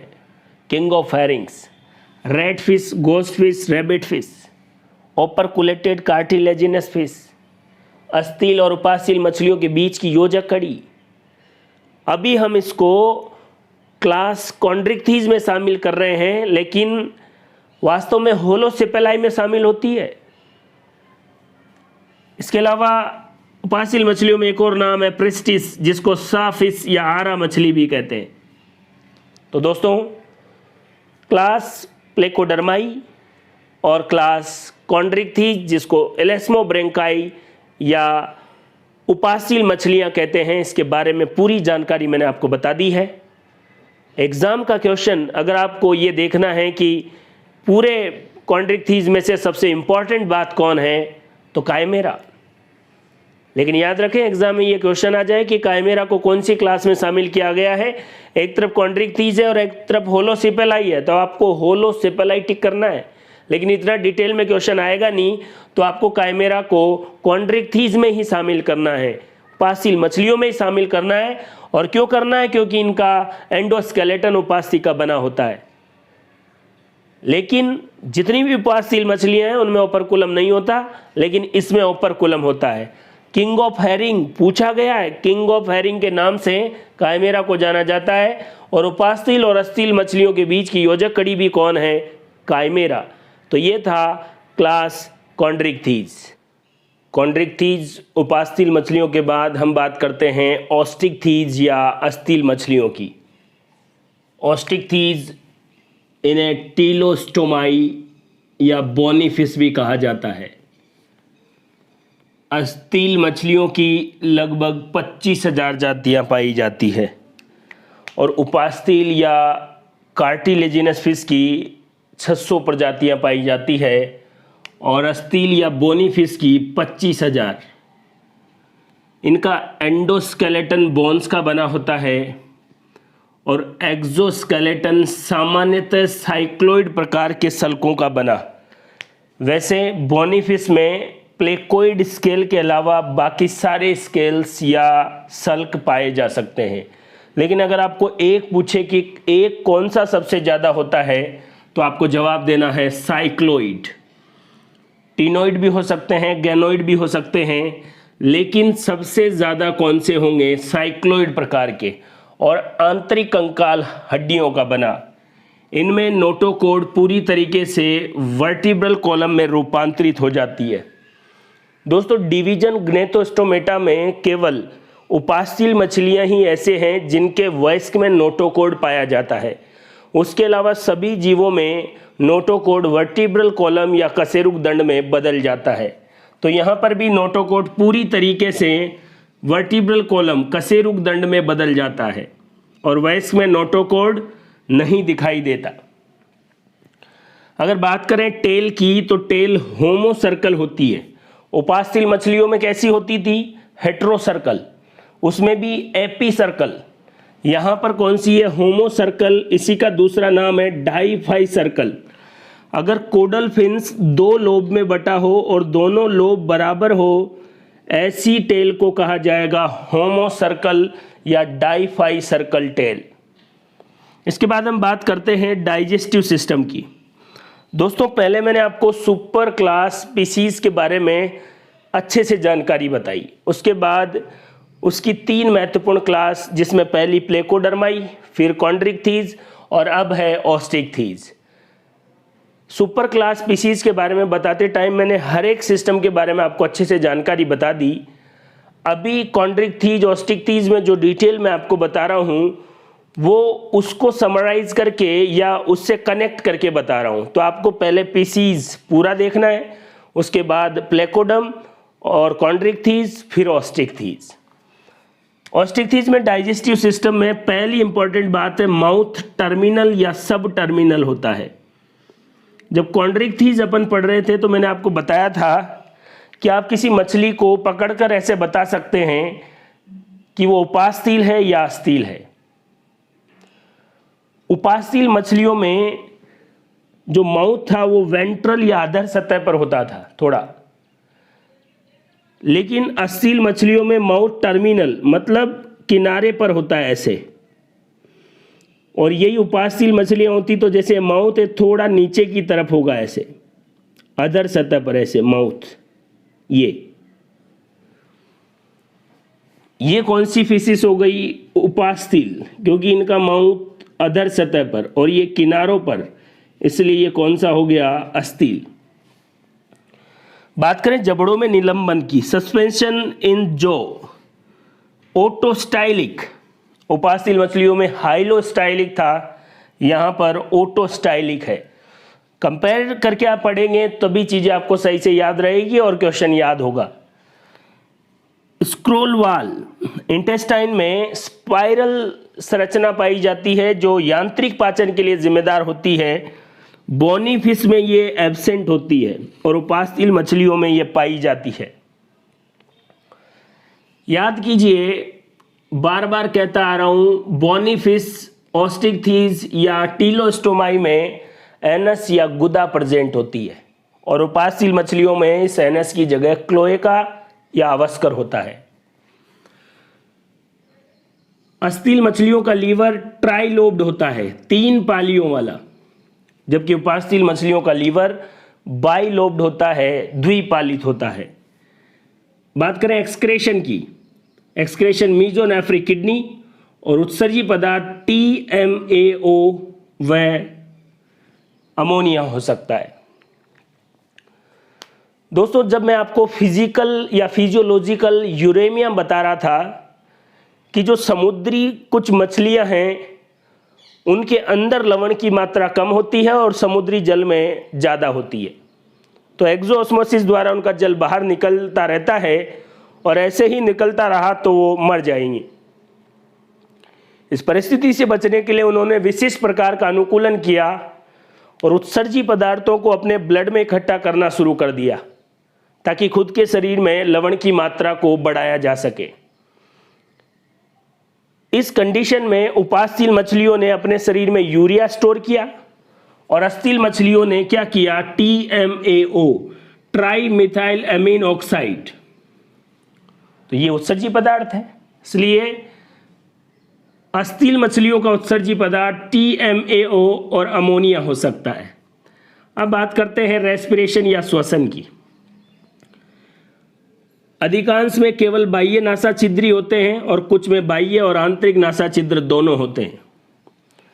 जब हम उपास्थील मछलियां पढ़े तब साफ साफ लिखा कि इनमें केवल बाह्य नासा छिद्र होगा, आंतरिक नासा छिद्र अनुपस्थित होगा। यहाँ पर अस्थिल मछलियों में ज़्यादातर में वही कंडीशन है, केवल बाह्य नासा छिद्री होता है, लेकिन कुछ में बाह्य और आंतरिक दोनों नासा छिद्र हो सकते हैं। अस्थिल मछलियों में ग्रसनीय गिल दरारें 4 जोड़ी होती है और उपास्थील मछलियों में 5 से 7 जोड़ी होती है, लेकिन वहाँ पर जो क्लोम छिद्र है वो सीधा बाहर खुलते हैं, लेकिन अस्थिल मछलियों में इन ग्रसनीय गिल दरारों में या इनके ऊपर एक संरचना द्वारा ढकी रहती है, उस संरचना का नाम है ओपरकुलम। अस्थिल मछलियों की ग्रसनीय गिल दरारों के ऊपर एक ढक्कन होगा जिसे ओपरकुलम कहेंगे। बात करें एयर ब्लैडर की, तो अस्थिल मछलियों में एयर ब्लैडर पाया जाता है जो शरीर के संतुलन में सहायक होता है। उपास्थील मछलियाँ अगर समुद्र में ऐसे तैरें और तैरना बंद कर दें तो पैंदे में चली जाती है, क्योंकि उपास्थील मछलियों में एयर ब्लैडर नहीं होता। अस्थिल मछलियों में एयर ब्लैडर होता है, तो अगर थोड़ी देर तैरे भी नहीं तो शरीर का संतुलन बना रहता है। तो कोई आपसे पूछे कि अस्थिल मछलियों में शरीर के संतुलन के लिए कौन सी संरचना जिम्मेदार है, तो आप बताएं वायु कोश या एयर ब्लैडर। ये शरीर के संतुलन में सहायक होती है, इसे कहते हैं हाइड्रोस्टैटिक बैलेंस। बोनी फिशिज या क्लास ऑस्टिकथीज या टीलोस्टोमाई, इनमें हाइड्रोस्टैटिक बैलेंस के लिए एयर ब्लैडर या वायु कोश पाया जाता है। मैंने इसके बारे में आपको बता रखा है कि एयर ब्लैडर लंग फिशिज में रेस्पिरेशन में भी सहायक होता है, और लंग फिशिज किस क्लास में आती है? डिपेनोई में। क्लासिफिकेशन के प्रत्येक वीडियो को अगर आप ध्यान से देखेंगे तो आपको ये ज़रूर लगता होगा कि चीज़ें बहुत ज़्यादा लिखवा दी है सर ने। इसके नोट्स बनाने के बाद आपकी कॉपी भर जाएगी तो आपको लगेगा कि इतना याद कैसे रहेगा, लेकिन अगर आप बड़े ध्यान से देखें तो मैं जो इम्पॉर्टेंट चीज़ें हैं वही लिखवा रहा हूँ और उन्हीं को ही बार बार बोल रहा हूँ। देख लीजिए आप, इस स्लाइड में मैं आपको ये बात बताता हूँ। मैंने एयर ब्लैडर के बारे में लिखा, क्या इससे पहले अपन एयर ब्लैडर नहीं पढ़े? बहुत बार बता चुका हूँ। अस्थिल मछलियों में एयर ब्लैडर होता है, उपास्थील में नहीं होता। एयर ब्लैडर शरीर के संतुलन में सहायक होता है, लंग फिशिज में ये रेस्पिरेशन में भी सहायक होता है, और इस प्रकार के संतुलन का नाम दिया गया हाइड्रोस्टैटिक बैलेंस। क्या ओपरकुलम के बारे में नहीं जानते? जानते हैं। नई बात यह है कि अस्थिल मछलियों में ग्रसनीय गिल दरारें 4 जोड़ी होती है, जबकि उपास्थील में 5 से 7 जोड़ी होती है। कहने का मतलब उपास्थील मछलियों में फेरिंजियल गिल क्लेफ्ट की नंबर या संख्या ज़्यादा होती है। केवल बाह्य नासा छिद्र, कुछ में बाह्य और आंतरिक दोनों। उत्सर्जी पदार्थ TMO बात कर चुके हैं। ये जरूर याद रखना है, नई बात है कि अस्थिल मछलियों का लीवर ट्राइलोब्ड होता है और उपास्थील का बाइलोब्ड। स्क्रोल वाल्व इनमें या बोनी फिश में एब्सेंट होगा, और जबड़ों में सस्पेंशन कैसा होगा? ओटोस्टाइलिक। और माउथ कैसा होता है? टर्मिनल। पूंछ होमोसर्कल, जिसी का नाम है डाइफाई सर्कल। और वैक्स में नोटोकोड नहीं दिखाई देगी क्योंकि नोटोकोड वर्टिब्रल कॉलम में बदल गई। एंडोस्केलेटन बोन्स का और एक्सोस्केलेटन प्लेकोइड सल्क के अलावा प्लेकोइड स्केल के अलावा बाकी किसी भी स्केल का हो सकता है, लेकिन सामान्यतः कौन सा होगा? साइक्लोइड। और अस्थिल मछलियों की लगभग कितनी प्रजातियां होती है? 25,000। अब हम बात करते हैं बोनी फिशेस में नर्वस सिस्टम के बारे में, तंत्रिका तंत्र के बारे में। दोस्तों, इनमें भी पार्श्व रेखा संवेदी तंत्र, लेटरल लाइन सेंसरी सिस्टम, जिसमें न्यूरोमास्ट ऑर्गन भी पाया जाता है जो रियो रिसेप्टर होता है, सुविकसित होता है। उपासील मछलियों की भांति इनमें भी 10 जोड़ी कपालीय तंत्रिकाएं या क्रेनियल नर्व पाई जाती है। ये दोनों बातें उपासील मछलियों में भी होती है, लेकिन उपासील मछलियों में एम्फुला ऑफ लॉरेंजिनी पाया जाता है, लेकिन यहाँ पर अस्सील मछलियों में एम्फुला ऑफ लॉरेंजिनी का अभाव होता है। नर्वस सिस्टम के बाद हम बात करते हैं रिप्रोडक्शन या जनन से संबंधित। नर में क्लेशपर का अभाव होता है, जबकि उपासील मछलियों में क्लेशपर पाया जाता है। क्लेशपर मैथुनांग है जो पेल्विक फिन्स के आंतरिक किनारों पर होता है। बोनी फिश में क्लेशपर का अभाव होगा। ये सामान्यतः अंडज या ओवीपेरस होती है और इनमें फर्टिलाइजेशन या निषेचन एक्सटर्नल होता है। बोनी फिश में निषेचन बाह्य निषेचन और कार्टिलेजिनस फिश में इंटरनल निषेचन या आंतरिक निषेचन होता है। सिस्टम के बाद हम बात करते हैं फ्रेश वाटर बोनी फिशेस की। वे अस्थिल मछलियां जो स्वच्छ जल में पाई जाती है। लेबियो, ये नाम आपने बहुत सुना होगा, जिसे रोहू भी कहते हैं। इसे इंडियन कार्प के नाम से जाना जाता है। ये स्वच्छ जल में पाई जाती है। कतला कतला, मृगला, सिंघारा, एंग्विला, लेबियो, इंडियन कार्प या रोहू, कतला कतला, मृगला, सिंघारा और एंग्विला। एंग्विला को ईल भी कहते हैं क्योंकि इनका शरीर लंबा सांप जैसा होता है। एंग्विला के बारे में मैंने आपको बता रखा है कि इसमें कैटाड्रोमस माइग्रेशन होता है। यह समुद्र में अंडे देने के लिए जाती है। रहती कहाँ है? फ्रेश वाटर में। अंडे देने कहाँ जा रही है? मैराइन वाटर में। फ्रेश वाटर से मैराइन वाटर की तरफ कोई फिश जाएगी तो इस प्रकार का माइग्रेशन कैटाड्रोमस होगा। फिर इनका जो वयस्क होगा अंडे से बाहर निकलकर वो वापस किस में आ जाता है? फ्रेश वाटर में। एंगुला मछली में किस प्रकार का माइग्रेशन होता है? कैटाड्रोमस। इसे क्या कहते हैं? ईल। इंडियन कार्प के नाम से किसको जाना जाता है? लेबियो को। स्वच्छ जल में पाई जाने वाली कुछ और बोनी फिशेस के नाम देखिए। क्लेरियस, जिसे केट फिश के नाम से भी जाना जाता है या मगूर भी कहते हैं इसको। याद कीजिए, केट फिश में स्केल या सल्क अनुपस्थित होते हैं। स्वच्छ जल में ही पाई जाने वाली एक और मछली है गैम्बूसिया, जिसे मॉस्किटो फिश भी कहते हैं। ये मच्छर के लार्वा का भक्षण करती है। बहुत बार ये क्वेश्चन पूछा जा चुका है। मच्छर के लार्वा का भक्षण कौन सी मछली करेगी? गैम्बूसिया। इसीलिए इसका नाम मॉस्किटो फिश भी है। ये कौन से जल में रहती है? फ्रेश वाटर में। और कौन सी क्लास में आती है? ऑस्टिकथीज या बोनी फिश में।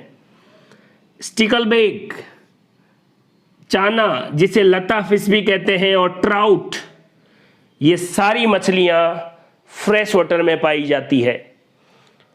मैंने क्या किया है? फ्रेश वाटर बोनी फिश को एक तरफ लिखा है और मैराइन वाटर बोनी फिश को एक तरफ लिखा है, ताकि बोनी फिश का एग्जाम्पल भी हो जाए और कौन कौन सी स्वच्छ जल में है और कौन सी समुद्री जल में है ये भी क्लियर हो जाए। तो फ्रेश वाटर बोनी फिश के नाम है लेबिया, रोहू, जिसको इंडियन कार्प कहते हैं, कतला कतला, मृगला, सिंघारा, एंगुला। इसमें कैटाड्रोमस माइग्रेशन होता है। ईल क्यों कहते हैं? सांप जैसी दिखती है। क्लेरियस, जिसे कैटफिश कहते हैं, स्केलेप्सेंट, गैम्बूसिया, मॉस्किटो फिश, मच्छर के लार्वा को खाती है। स्टिकलबैक, लता फिश के नाम से चाना और ट्राउट। अब बात करते हैं मैराइन वाटर बोनी फिशेस की। इसमें पहला नाम है हिप्पोकैम्पस, समुद्री घोड़ा, सी हॉर्स। दूसरा नाम है एसीपेंसर, जिसे स्टर्जियन भी कहते हैं। इसमें अंतःकंकाल उपास्थिका बना होता है। ऐसी ऑस्टिकथीज क्लास की मछली जिसका एंडोस्केलेटन कार्टिलेज का बना हुआ होता है, एसीपेंसर या स्टर्जियन। साल्मोन, रिमोरा, जिसे सकर फिश या चूसक मीन भी कहते हैं। याद कीजिए, सार्क और रिमोरा, शार्क और पायलट फिश, इनमें कॉमन सेलिज्म या सहभोजिता का संबंध पाया जाता है। और सहभोजिता या कॉमन सेलिज्म में एक जीव को फायदा होता है, दूसरे को ना फायदा होता है ना नुकसान होता है। वेलागो, जिसे लाची या स्केललेस फिश भी कहेंगे, और लोफियस, जिसे एंगलर फिश के नाम से जाना जाता है, एंगलर फिश के नाम से लोफियस। ये सारी मछलियां किस में पाई जाएगी? मराइन वाटर में। और ये किस में पाई जाएगी? स्वच्छ जल में। एंगुला अंडे देने समुद्र में जाती है, इसलिए कैटाड्रोमस माइग्रेशन। गैम्बूसिया मच्छर के लार्वा को खाती है, इसलिए इसको मॉस्किटो फिश भी कहते हैं। हिप्पोकैम्पस समुद्री घोड़ा। क्लास ओस्टिकथीज में एसिपेंसर या स्टर्जियन ऐसी फिश है जिसका एंडोस्केलेटन उपास्थि बना होता है। साल्मोन, रिमोरा और पायलट फिश का सहभोजिता या कॉमन सेलिज्म का संबंध होता है शार्क के साथ, और शार्क किसमें आती है? उपास्थि मछलियों में। वेलागो, लाची या स्केललेस और एंगलर फिश के नाम से किसको जाना जाता है? लोफियस को। मेराइन वाटर बॉनी फिशेस के ही और एग्जाम्पल देखिए। एमिया या बाउ फिश, जिसे धनुष मछली भी कहते हैं।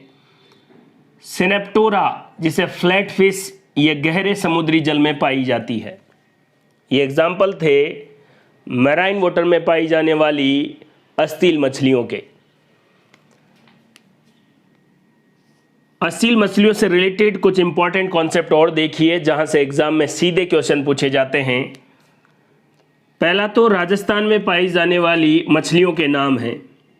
लेबियो, कटला, मृगला, सिंघारा, क्लेरियस, हेट्रोपन्यूसिस, जिसे सिंघाई भी कहते हैं।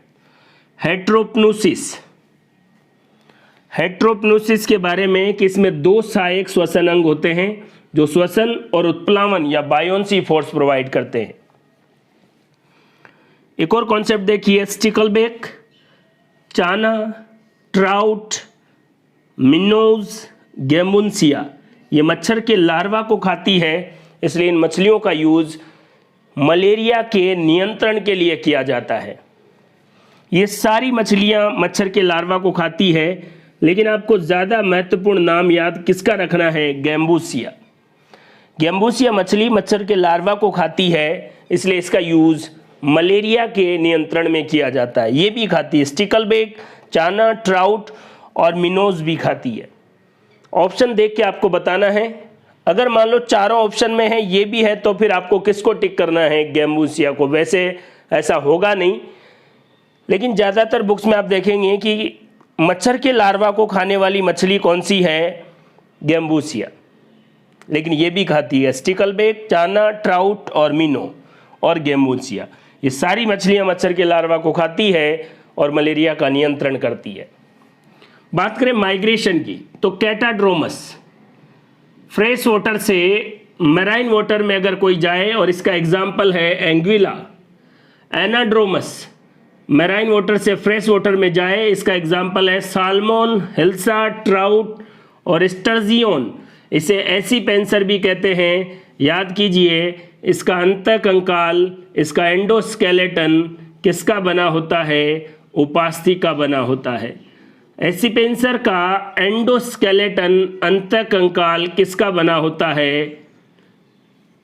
उपास्थि का। और ये आती किस क्लास में है? ओस्टिकथीज में।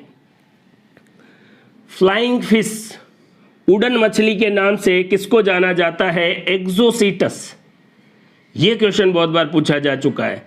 साइनेंसीजा होरिडा, साइनेंसीजा होरिडा, इसे स्टोन फिश या जहरीली मछली के नाम से जाना जाता है। पॉइजनस फिश के नाम से या स्टोन फिश के नाम से साइनेंसीजा होरिडा। एक और है क्लाइंबिंग पर्च। ये मछली अपने फिन्स की सहायता से कुछ दूर जमीन पर चल सकती है, इसीलिए इसको क्लाइंबिंग पर्च भी कहते हैं, और इसका नाम है एनाबस। देखिए, राजस्थान में पाई जाने वाली मछलियाँ। हेट्रोपन्यूसियस या सिंघाई में दो सहायक श्वसन अंग। गेम्बोसिया, मिनो, स्टिकलबैक, चाना और ट्राउट मच्छर के लार्वा को खाती है मलेरिया के नियंत्रण में।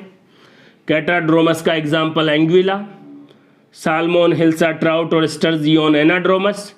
स्टर्जियोन का दूसरा नाम एसिपेंसर है जिसका अंतःकंकाल उपास्तिका होता है, जबकि यह क्लास ऑस्टिकथीज या अस्तील मछलियों में आती है। एक्जोसिटस को कहते हैं फ्लाइंग फिश। जहरीली मछली है साइनेंसिसा होरिडा। और क्लाइंबिंग पर्च के नाम से किसको जाना जाता है? एनाबस को। ये जो मैंने आपको नोट लिखवा कि ये सिंपल क्वेश्चन है, यहीं से क्वेश्चन पूछे जाएंगे। ऐसी ऑस्टिकथीज क्लास की मछली का नाम बताइए जिसका अंतःकंकाल उपास्तिका बना होता है। बच्चा सोचेगा कि ऑस्टिकथीज में तो जो आती है उसका तो अंतःकंकाल अस्तिका बना होता है। नहीं, अपवाद स्वरूप एसिपेंसर या स्टर्जियोन ऐसी है जिसका अंतःकंकाल उपास्तिका बना होता है। और ये माइग्रेशन कहाँ से करती है? मैराइन से फ्रेश वाटर में, इसलिए एनाड्रोमस प्रकार का माइग्रेशन होगा। क्लाइंबिंग पर्च के नाम से एनाबस को, और जहरीली मछली के नाम से किसको जाना जाता है? साइनेंसिसा होरिडा, जिसे स्टोन फिश के नाम से भी जानते हैं। तो और इम्पोर्टेंट क्वेश्चन देखिए, हर्पेरोडोन जिसको बॉम्बे डक भी कहा जाता है और पॉम्प्रेट, ये दोनों लवणीय जल में पाई जाने वाली खाने योग्य मछलियां हैं। हर्पेरोडोन और पॉम्प्रेट ये समुद्री जल में पाई जाती है लेकिन एडिबल है, खाने योग्य है। क्योंकि आप जानते हैं कि ज़्यादातर समुद्री जलीय मछलियां खाने योग्य नहीं होती। कारण है फिजियोलॉजिकल यूरेमिया। आप जानते हैं समुद्री जलीय मछलियों में विशिष्ट प्रकार का अनुकूलन होता है जिसमें वो अपने शरीर में उत्सर्जी पदार्थों का, एक्सक्रेटरी प्रोडक्ट का स्टोरेज करती है, इस कारण ये खाने योग्य नहीं रहती। लेकिन पॉम्प्रेट और हर्पेरोडोन जिसे बॉम्बे डक कहा जाता है, ये समुद्री जल में होती है और खाने योग्य होती है। इस बात को आपको ध्यान में रखना है। एक और इम्पोर्टेंट कॉन्सेप्ट है, इस जीव से बहुत ज़्यादा बार सवाल पूछे जाते हैं जिसका नाम है हिप्पोकैम्पस। इसे समुद्री घोड़ा या दरियाई घोड़ा भी कहा जाता है। एक बात तो मैं आपको बता दूं, दरियाई घोड़ा मछली है, क्लास ऑस्टिकथीज या बोनी फिशिस में आती है। एक तो ये चीज़ याद रखें, जैसे ही आता है दरियाई घोड़ा तो आदमी को ऐसा लगता है कि ये मछली नहीं होगी शायद, या मैमल्स या स्तनधारी में कोई जीव होगा, लेकिन ऐसा नहीं है। दरियाई घोड़ा या समुद्री घोड़ा हिप्पोकैम्पस बोनी फिशिस में पाई जाने वाली एक प्रकार की मछली है। इसके नर में जो पेल्विक फिन्स है वो रूपांतरित होकर एक अंडधानी बनाते हैं। नर में अंडा कौन देगा? मादा। लेकिन नर के अंदर एक अंडधानी होती है, एक पाउच होता है, पेल्विक फिन्स के द्वारा बनता है। इस अंडे के पूर्ण विकास होने तक इसी अंडधानी में अंडे को रखा जाता है। अंडे के पूर्ण विकास तक अंडे को इस अंडधानी में रखा जाता है, इसलिए मेल को क्या कहा जाता है? प्रेग्नेंट मेल भी कहा जाता है। सबसे इंपॉर्टेंट बात, हिप्पोकैम्पस या दरियाई घोड़ा या सी हॉर्स में द्वितीयक जरायुस्ता या सेकेंडरी विविपेरिस या पैतृक रक्षण पाया जाता है, या इस प्रोसेस को सेकेंडरी विविपेरी या पेरेंटल केयर पैतृक रक्षण कहा जाता है। और ये नर एक तरीके से विविपेरस मछली की तरह काम करेगा। इस कारण नर में स्विमिंग भी कैसी होती है? वर्टिकल। और हिप्पोकैम्पस की टेल कैसी होगी? प्रीहेंसाइल टेल, जो किसी भी वस्तु के चारों ओर लिपट जाती है। मादा हिप्पोकैम्पस अंडा देती है। नर हिप्पोकैम्पस के पेल्विक फिन्स ऐसे करके अंडधानी बना देते हैं, वो उसमें डाल के चली जाती है। अब नर को कह देती है कि इस अंडे को संभालने का काम तेरा है। अब मादा तो क्या हुई? ओविपेरस।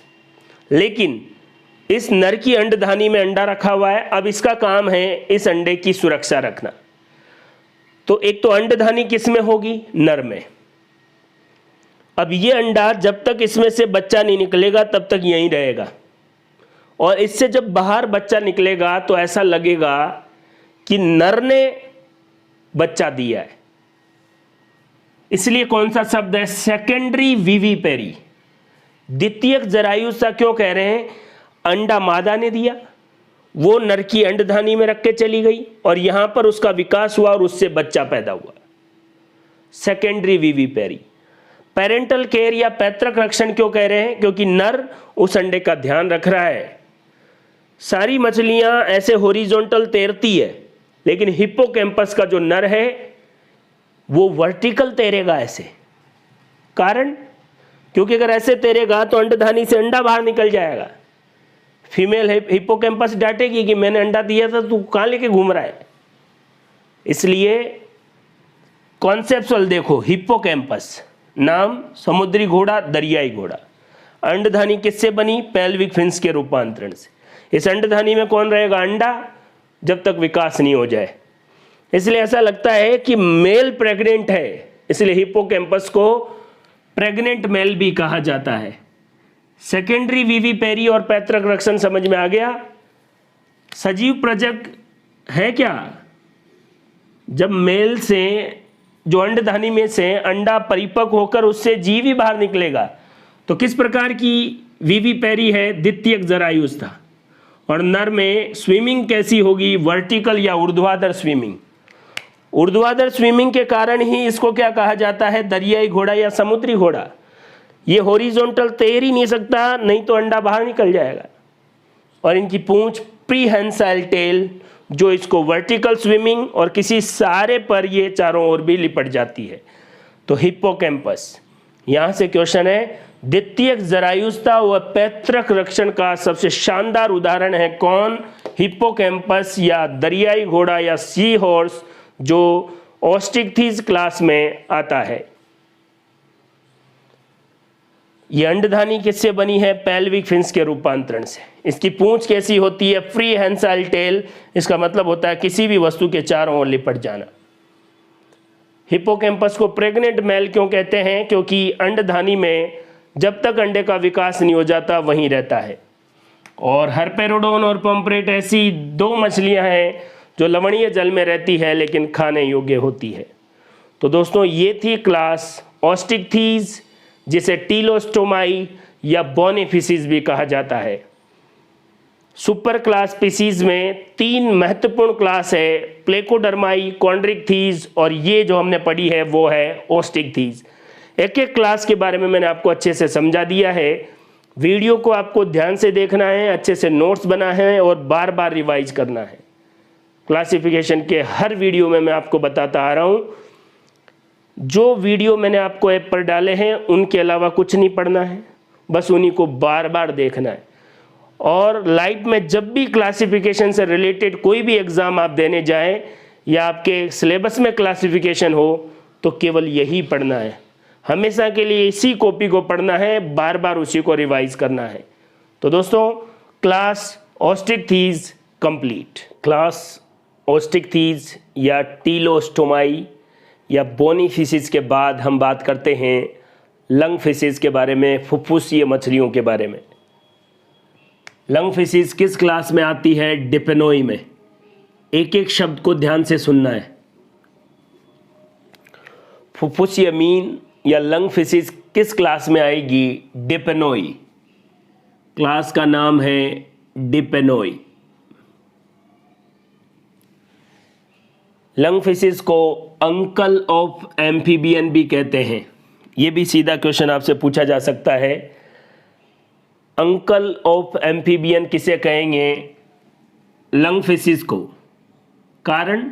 अकॉर्डिंग टू रेस्पिरेशन, श्वसन के आधार पर, क्योंकि इनमें रेस्पिरेशन लंग्स के द्वारा शुरू हो गया है। लंग फिशीज के बारे में 2 चीज़ें आपको हमेशा याद रखनी है। पहली, इनमें एयर ब्लैडर होता है जो रेस्पिरेशन में भी मदद करता है, और दूसरा, इनका हार्ट 3 चैम्बर्ड होता है जिसमें 2 आलिंद और 1 नीले, 2 एट्रिया और 1 वेंट्रिकल होता है। अंकल ऑफ एम्फीबियन भी नहीं कहते हैं। लंग फिशीज किस नाम से भी जानी जाती है? Uncle of amphibian. कारण है अकॉर्डिंग टू रेस्पिरेशन, श्वसन के आधार पर। इनमें भी गिल्स के अलावा धीरे धीरे लंग्स से भी रेस्पिरेशन होना शुरू हुआ, इसलिए इनको अंकल ऑफ एम्फीबियन कहते हैं। ये स्वच्छ जल में पाई जाती है। इनका कंकाल उपास्थि का बना होता है, ये भी महत्वपूर्ण बात है। लंग फिशिज या फुफ्फुसीय मछलियों का कंकाल किसका बना होता है? उपास्थि का। और इनमें जो सल्क होते हैं वो कौन से होते हैं? साइक्लोइड। ओपरकुलम इनमें प्रेजेंट होता है। ओपरकुलम आप अच्छे से जानते हैं, ग्रसनीय गिल दरारों के ऊपर का जो कवर है वो ओपरकुलम है। और लंग लाइक स्ट्रक्चर प्रेजेंट होती है, फेफड़ों जैसी संरचना इसमें पाई जाती है, इसलिए इनका नाम है लंग फिशिज। और रेस्पिरेशन फेफड़ों से शुरू हुआ है, इसीलिए इनको रेस्पिरेशन के आधार पर अंकल ऑफ एम्फीबियन कहा जाता है। ये मछलियां एक निश्चित अंतराल में जल की सतह पर आकर वायु ग्रहण करती है। नीचे जल की गहराई में रहेगी, फिर जब वायु की जरूरत होगी थोड़े अंतराल बाद वापस ऊपर आ जाएगी। इन मछलियों को यदि अधिक समय तक जल में डुबोकर रखा जाए तो इनकी मृत्यु हो सकती है। इनकी पूंछ की बात करें तो डाइफाई सर्कल या होमो सर्कल कह सकते हैं, 2 लोब में बटी हुई होती है कोडल फिन। तो डाइफाई सर्कल या होमो सर्कल, आप चाहें तो इसको डाइफाई सर्कल ही बोल सकते हैं। बाह्य और आंतरिक दोनों प्रकार के नासा छिद्र प्रेजेंट होते हैं। तो ये बातें हैं अंकल ऑफ एम्फीबियन या लंग फिशिज या क्लास डिपेनोई के बारे में। इस पूरी जो आपके सामने चीजें हैं इनमें क्या क्या याद रखना है? लंग फिशिज किस क्लास में आती है? डिपेनोई में। इन्हें किस नाम से? Uncle of amphibian. क्यों? रेस्पिरेशन के आधार पर। कहाँ रहती है? स्वच्छ जल में। कंकाल उपास्थि का। सल्क कौन से होते हैं? साइक्लोइड। ओपरकुलम इनमें प्रेजेंट होता है और लंग लाइक स्ट्रक्चर प्रेजेंट होती है। निश्चित समय अंतराल के बाद जल की सतह पर आकर वायु ग्रहण करते हैं। और इन मछलियों को यदि अधिक समय तक जल में डुबो कर रखा जाए तो इनकी मृत्यु हो जाती है। टेल इनमें डाइफाई सर्कल होती है या यूं कह सकते हैं होमो सर्कल। अगर दोनों ऑप्शन में है तो आपको टिक करना है डाइफाई सर्कल। बाह्य और आंतरिक दोनों प्रकार के नासा छिद्र पाए जाते हैं। एग्जाम्पल की बात करते हैं। किसका एग्जाम्पल? लंग फिशिज के 3 एग्जाम्पल है, ध्यान से देखिए। नियोसिरेटोड्स, लेपिडोसाइरेन और प्रोटोप्टेरस। ऐसा कोई एग्जाम नहीं है जिसमें इनसे संबंधित क्वेश्चन नहीं आया हो। क्लासिफिकेशन में सबसे महत्वपूर्ण टॉपिक है ये। 3 प्रकार की लंग फिशिज होती है, नियोसिरेटोड्स, लेपिडोसाइरेन, प्रोटोप्टेरस। ये नियोसिरेटोड्स प्रकार की जो लंग फिशिज है ये ऑस्ट्रेलिया में पाई जाती है। ऑस्ट्रेलियन, लेपिडोसाइरन साउथ अमेरिकन और प्रोटोप्टेरस अफ्रीकन। देखिए, ऑस्ट्रेलिया में पाई जाने वाली लंग फिशिज नियोसिरेटोड्स, दक्षिणी अमेरिका में पाई जाने वाली लेपिडोसाइरेन और अफ्रीका में पाई जाने वाली प्रोटोप्टेरस। ऑस्ट्रेलिया में जो लंग फिशिज पाई जाती है उन्हें नियोसिरेटोड्स कह रहे हैं। और ये कौन सी नदी में पाई जाती है? मैरी रिवर या बर्नेट रिवर। साउथ अमेरिका में पाई जाने वाली लेपिडोसाइरेन कौन सी नदी में? अमेजन नदी में। और अफ्रीका में पाई जाने वाली प्रोटोप्टेरस नील नदी में पाई जाती है। प्रोटोप्टेरस को जीवित जीवाश्म भी कहते हैं, लिविंग फोसिल्स। प्रोटोप्टेरस जीवित जीवाश्म के नाम से भी जानी जाती है। नियोसिरेटोड्स को भी जीवित जीवाश्म कहा जाता है। और जीवित जीवाश्म क्या होता है? ऐसे जीव जो लाखों सालों से बिना किसी परिवर्तन के अभी भी जिंदा है। 3 प्रकार की लंग फिशिज है, एक बार फिर से देख लें। मैरी रिवर ऑस्ट्रेलिया में है, वहां पर पाई जाने वाली नियोसिरेटोड्स, और इसे जीवित जीवाश्म भी कहते हैं। दक्षिणी अमेरिका में अमेजन नदी में लेपिडोसाइरेन और अफ्रीका में नील नदी में प्रोटोप्टेरस, इसे भी जीवित जीवाश्म कहते हैं। ऑस्ट्रेलिया में पाई जाने वाली नियोसिरेटोड्स लंग फिशिज के साइक्लोइड स्केल बड़े, इसके साइक्लोइड स्केल छोटे, और प्रोटोप्टेरस में साइक्लोइड स्केल एक दूसरे के ऊपर ओवरलैप होते हैं। अब बात करते हैं गिल्स की। ऑस्ट्रेलिया में पाई जाने वाली नियोसिरेटोड्स लंग फिशिज में गिल्स विकसित, इसमें अविकसित और इसमें हाशित।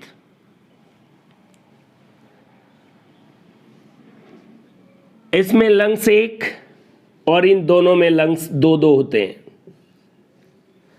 अब देखो, अगर बात करें नियोसिरेटोड्स की, तो नॉर्मल कंडीशन में ये रेस्पिरेशन करती है गिल्स द्वारा, क्योंकि गिल्स डेवलप्ड है।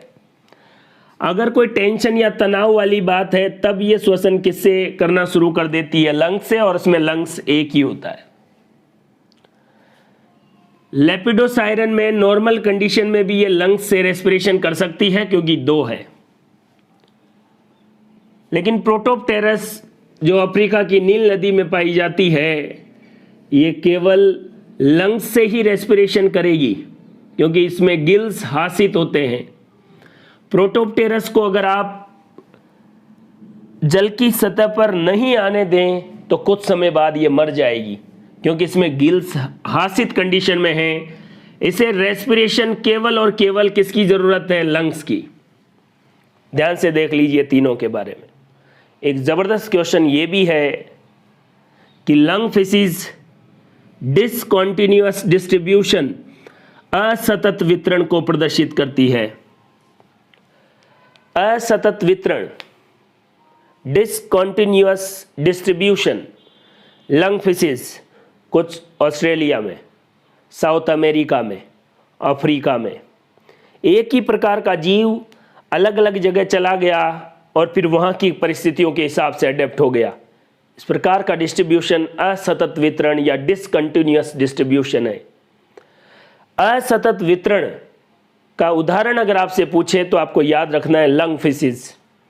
एक बार फिर कह रहा हूँ, Australian lung fishes neoceratodus, South American lung fishes lepidosiren और African lung fishes protopterus. Nile नदी में कौन सी पाई जाएगी? प्रोटोप्टेरस। अमेजन नदी में लेपिडोसाइरन और मेरी रिवर में नियोसिरेटोड्स। लंग्स की बात करें तो ऑस्ट्रेलियन जो लंग फिशिज है उनमें एक और बाकी में दो दो। प्रोटोप्टेरस तो केवल लंग्स से ही रेस्पिरेशन करती है, नियोसिरेटोड्स गिल से भी करती है और लंग्स से भी। इसलिए नॉर्मल कंडीशन में ये गिल से रेस्पिरेशन करेगी। प्रोटोप्टेरस को अगर आप सतह पर नहीं आने देंगे तो मर जाएगी क्योंकि उसमें श्वसन केवल और केवल लंग्स द्वारा ही होता है। और लंग फिशिज किस प्रकार के डिस्ट्रीब्यूशन का उदाहरण है? असतत वितरण या डिसकंटिन्यूअस डिस्ट्रीब्यूशन का। एक बार फिर मैं लिख रहा हूं, नियोसिरेटोड्स ऑस्ट्रेलिया, कौन सी नदी? मेरी। लेपिडोसाइरन साउथ अमेरिका, अमेजन नदी, और प्रोटोप्टेरस अफ्रीका, नील नदी। देश के नाम से भी सीधे सवाल पूछे जाते हैं लंग फिशिज में। तो ये था लंग फिशिज के बारे में पूरी जानकारी। अब एग्जाम के क्वेश्चन कहाँ से पूछे जाएंगे?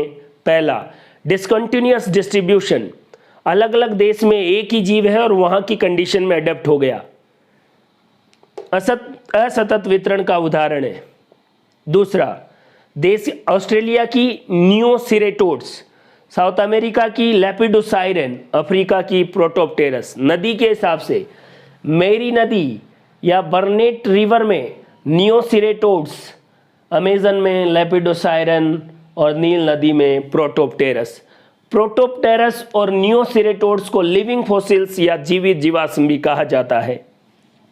इनकी पूंछ डाइफाई सर्कल और ओपरकुलम प्रेजेंट, कंकाल उपास्थिका, lungs like structure present, scale cycloid होते हैं जो बड़े होते हैं किसमें? नियोसिरेटोड्स में, छोटे होते हैं लेपिडोसाइरन में। ये भी क्वेश्चन है, कौन सी लंग फिशिज में साइक्लोइड स्केल ओवरलैप्ड होते हैं? प्रोटोप्टेरस जो अफ्रीका की नील नदी में पाई जाती है।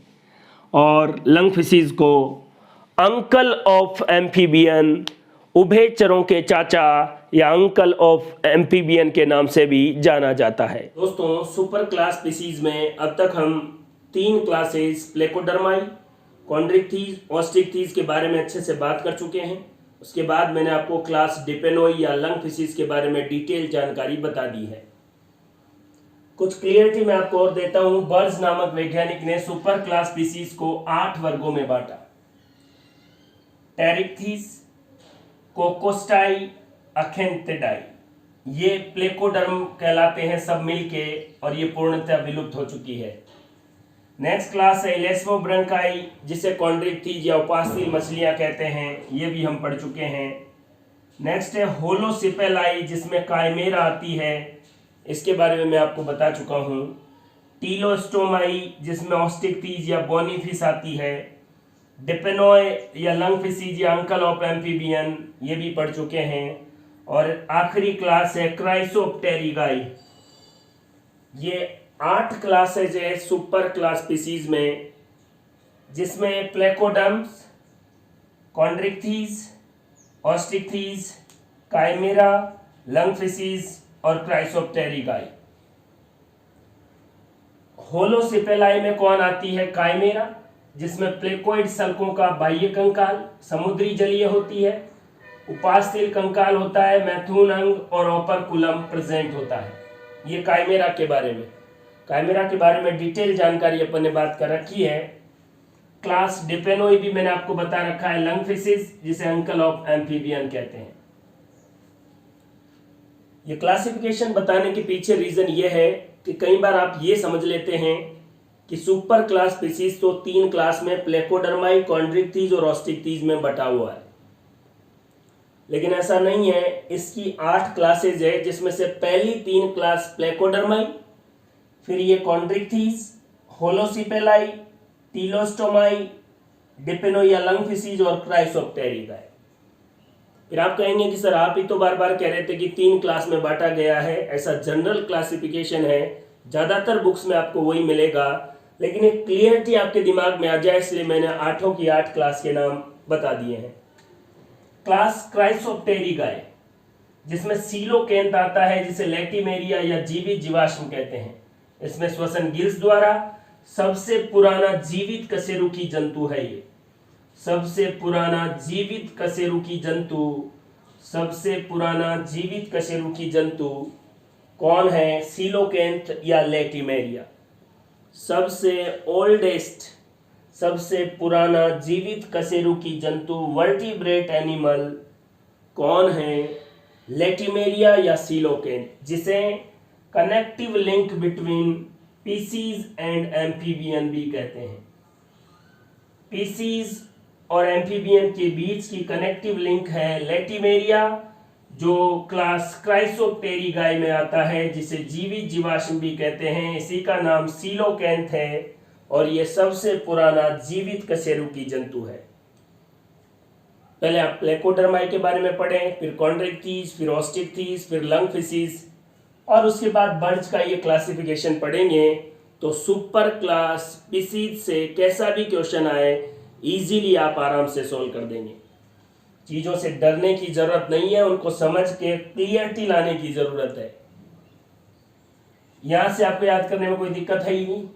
इसके बारे में पढ़ चुके हैं। काइमेरा क्लास होलोसिपेलाई में, मान लो ऑप्शन में ये नहीं है तो फिर काइमेरा का कंकाल अंत कंकाल उपास्थि का बना होता है, तो ज्यादातर बुक्स में आपको इसको एलेस्मोब्रेंकाई में भी पढ़ाया जाएगा, लेकिन आप इसको होलोसिपेलाई में ही समझें। और आजकल क्वेश्चन भी ऐसे ही आते, क्योंकि बिल्कुल डिटेल जानकारी लोगों के पास है, तो कंफ्यूजन जैसा कुछ नहीं है। क्लास होलोसिपेलाई का सदस्य है काइमेरा, और काइमेरा के बारे में डिटेल जानकारी आपके पास है। टीलोस्टोमाई, डिपेनोई और क्राइसोप्टेरिगाई में है लैटिमेरिया, जहां से 2 क्वेश्चन है। Connective link between Pisces and amphibian, Pisces और उभयचरों के मध्य की योजक कड़ी लैटिमेरिया, और इसे सबसे पुराना जीवित कशेरुकी जंतु भी कहते हैं। और ये कौन सी क्लास में आता है? क्राइसोप्टेरिगाई में। और कौन सी सुपर क्लास में? पीसीज में आता है। इस बात को ध्यान में रखें। लैटिमेरिया, सीलोकेंथ जिसे जीवित जीवाश्म, सबसे पुराना जीवित कशेरुकी जंतु, सबसे ओल्डेस्ट जो लाइव वर्टिब्रेट एनिमल है श्वसन गिल्स के द्वारा, और ये क्राइसोप्टेरिगाई क्लास है सुपर क्लास स्पीसीज की। तो इस तरीके से चीज़ों को आप क्लियरिटी से पढ़ेंगे तो क्वेश्चन कैसा भी आए इजीली सॉल्व होगा। इसका क्लासिफिकेशन मैंने आपको अच्छे से समझा दिया है। बर्ड्स के क्लासिफिकेशन के दौरान आवाज़ थोड़ी कम रही, इसको आप एडजस्ट कर लें और थोड़ा ध्यान से सुने। अब देखते हैं उन्हीं में से 2 इंपॉर्टेंट क्लास जिसमें से एग्जाम में क्वेश्चन पूछे जाते हैं। होलोसिपेलाई, इसी में आती है काइमेरा, जिसे king of Hering's, ghost fish, red fish या रैबिट फिश के नाम से जाना जाता है। ये कनेक्टिव लिंक है कार्टिलेजिनस और बोनी फिशिस के बीच की। उपास्थील मछलियों और अस्थिल मछलियों के बीच की योजक कड़ी किसको कहेंगे? काइमेरा को। क्लास होलोसेपेलाई में आती है, इस बात का ध्यान रखें।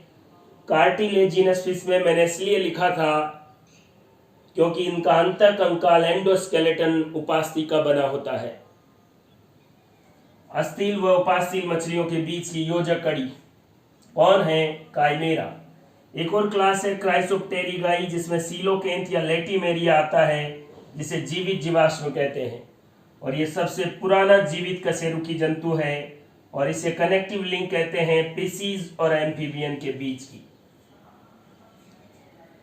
देखो, uncle of amphibian lung fishes को अस्थिल और उपास्थील मछलियों के बीच की योजक कड़ी काइमेरा और पिसीज और एम्फीबियन के बीच की योजक कड़ी सीलोकेंथ या लेटिमेरिया, जो क्लास क्राइसोप्टेरिगाई में आता है।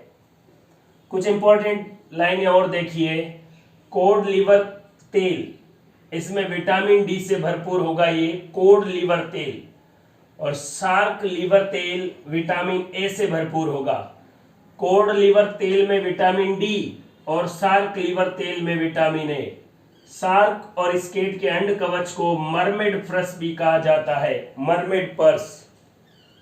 इंसीग्लास एक प्रकार का जिलेटिन जैसा पदार्थ है, जो सीमेंट, जेली के निर्माण, शराब तथा बियर को शुद्ध करने के लिए कुछ मछलियों के एयर ब्लेडर से उत्पन्न किया जाता है। इंसीग्लास एक जिलेटिनियस मैटर है जो मछलियों के एयर ब्लेडर से निकाला जाता है। शराब और बियर को शुद्ध करने के लिए इसका यूज होता है। और सबसे छोटी मछली है गोबी फिश, जिसको पेंडाका कहते हैं, 8 से 10 मिलीमीटर लंबी होती है। तो दोस्तों, ये था सुपर क्लास स्पीसीज, उसकी सभी क्लास के बारे में आपको अच्छे से जानकारी, और एग्जाम में कहां से कैसे क्वेश्चन पूछे जाएंगे वो भी क्लियरिटी के साथ बता दिया है। पूरे वीडियो को ध्यान से देखो, अच्छे से नोट्स बनाओ और बार बार रिवाइज करो।